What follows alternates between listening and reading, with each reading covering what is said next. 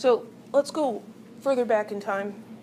5th century BC, Leucippus and his student Democritus, they were the first individuals we know of to propose that matter was composed of atoms, small indestructible particles, and they called them atoms.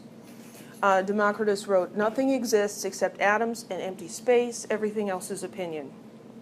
They proposed that there were many different kinds of atoms, that they were different in shape and size, and that they moved randomly through empty space. This was in a period of time where science, as science, didn't really exist. It was more philosophy, and people sat around. They looked at the world around them, but they didn't do experiments. They just thought about stuff.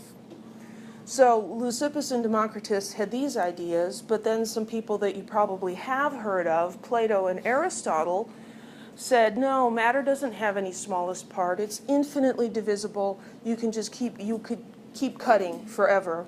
There's actually just 4 different substances that everything is made of: fire, air, earth, and water. Plato and Aristotle were more popular than Leucippus and Democritus, and so science was set back, hundreds and hundreds of years.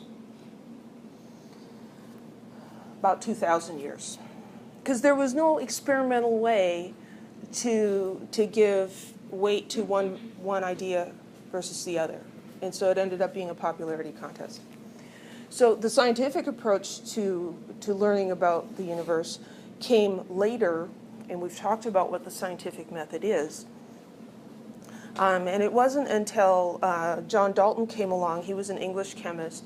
He had some convincing evidence that supported the claims of Leucippus and Democritus. And so John Dalton did propose the existence of atoms, and he came up with his atomic theory, but people still didn't quite believe that until 1905, when Einstein came up with this theory explaining Brownian motion in terms of atoms. And so that mostly settled it, but not completely.